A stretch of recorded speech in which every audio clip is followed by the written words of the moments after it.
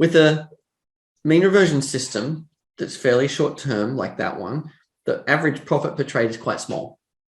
If you get a couple of percent of slippage on the entry and a couple of percent of slippage on the exit, you're losing money before you start. So the first thing is, until you get the order entry and execution under control, I would trade it with very small size. Okay.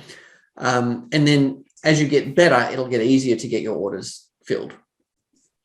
And you don't have to trade it. Okay. If you're going to trade it, do it with small size until you're confident that you're getting it right.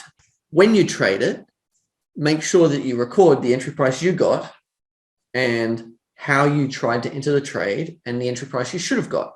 And when you've got a bit of data about your execution quality, 10, 15, 20 trades, then do a bit of a debrief on it.